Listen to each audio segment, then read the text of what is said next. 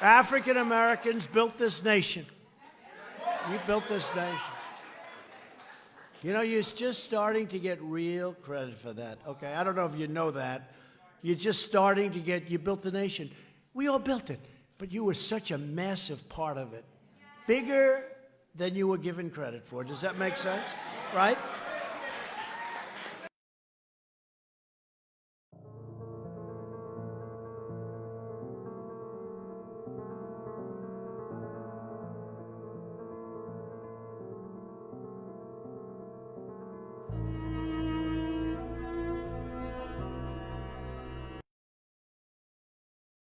Evidence has surfaced and continually grown to indicate that many of these pre-Columbian explorers might have come from Africa.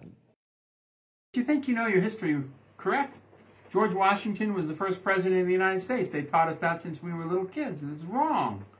In 1781, the United States finally got the British to agree to get out of America. So as the armies are marching on the Continental Congress saying, you owe us a year's worth of pay, and the Continental Congress is running from the halls of Congress, out pops a guy named John Hanson, who happens to be mixed Oriental, black, and white. Kind of had the skin color of President Obama. So he pops out in 1781 and says, hold on, George Washington. Let me personally pay your soldiers. So he has a couple of people working for him, go down in the basement, and they bring up these chests full of silver.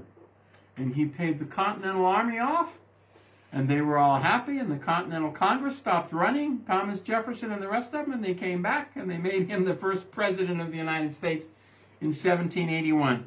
He set up the post office, the presidential seal, all kinds of things. Isn't it fitting in a nation of immigrants that our very first president would be Oriental, black, and white? Again, his name was John Hanson. So when you go to high school or elementary school and they tell you, the first president was George Washington, you raise your hand and say, no, it wasn't. It was a man who was black and Oriental and white named John Hanson. He was a Moor. He was a Moroccan. George Washington was the 9th president, and all of them was Moors, and their symbol was what? Come on, Come on, keep on. Here, Well, the cherry tree. So the code is George Washington chopped the cherry tree down. That's when they switched signals. I'm so tired of people saying, well, it was just the white people, white people, white people. No. No. Why are we intentionally leaving others out? There are black founders. And I want you to also recognize why you're not going to find information like this in your school books. Why? Because it will liberate you. Because it puts everything back into context. And it starts to show you who's who. See this December the 1st, 1789? He's been in office about 7 months. He was appointed. He was not elected. He was appointed April the 30th of that same year. Keep in mind, this is the same year, 1789, when the Sundry Free Moors Act was before the House of Representatives. If the Declaration of Independence was 1776 and the Constitution was 1789, and if George Washington's first term started in 1789, who was the leader of the United States for 13 years between 1776 and 1789? Since the date of the letter which the late Congress by their president addressed your Imperial Majesty, the United States of America have thought proper to change their government and institute a new one agreeable to the Constitution, of which I have the honor herewith to enclose a copy. So you can understand the Constitution didn't come from them, did it? It was adopted by them.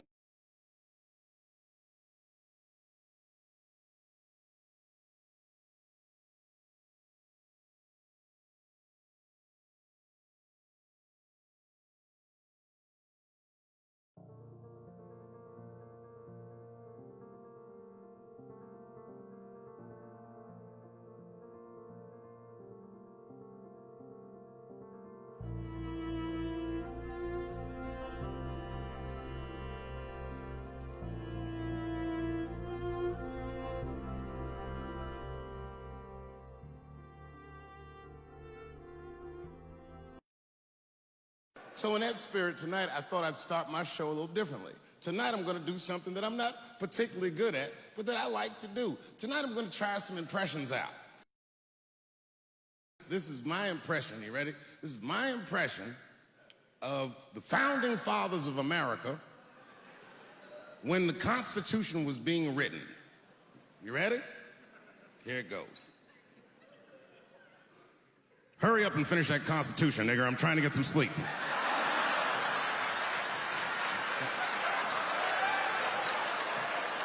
It's not bad, right? And now you understand what Obama was saying when he tell you that the American Constitution comes from Muslim law. I'm going to go on to Article 11 of the Treaty of Tripoli from the Treaty of Peace and Friendship that Obama read to the world and show you what he was reading and show you how it went over people's heads. And he's telling you. Your Majesty's letter of August 17, 1788, so this is 2 years before he was appointed.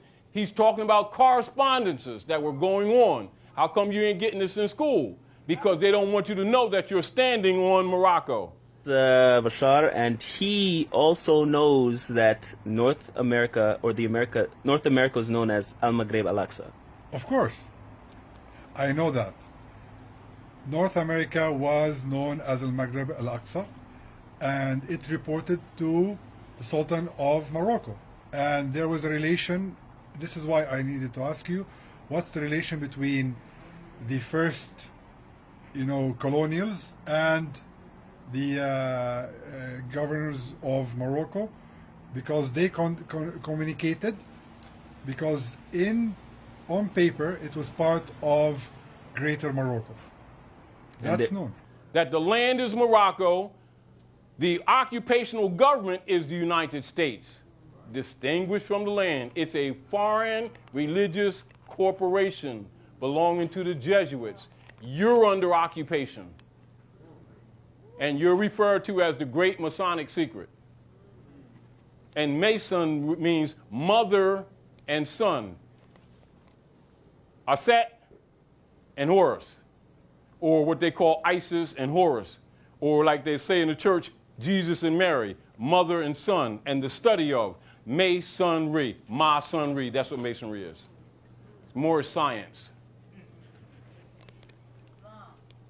Anyway, so the United States having unanimously appointed me the supreme executive authority in this nation, Your Majesty's letter of August the 17th, 1788, this was 2 years before the appointment, which by reason of the dissolution of the late government already exists, remain unanswered and has been delivered to me. I have also received the letters which Your Imperial Majesty has been so kind as to write in favor of the United States to the Bashars of Tunis and Tripoli, and I present to you the sincere acknowledgments and thanks of the United States for this important mark of your friendship for them. So you see that Marine song? That's one they taught from the halls of Montezuma to the shores of Tripoli. They conquered you. You get the point? Now you want to see why all of your leader guys must be Masons and why they got a Moorish fez in secret. Pay attention to this paragraph. The encouragement which Your Majesty has been pleased generously to give to our commerce with your dominions. Where do you think you're standing? Moorish dominions. See why they don't give you real history? Why they reconstructed the history? Reconstruction? They weren't building, they're reconstructing history. So the encouragement which Your Majesty has been pleased generously to give to our commerce with your dominions, the punctuality with which you have caused the treaty with us to be observed, and the just and generous measures taken in the case of Captain Proctor make a deep impression on the United States and confirm, pay attention, their respect for and attachment to Your Imperial Majesty. The United States is an appendage of the Moroccan Empire.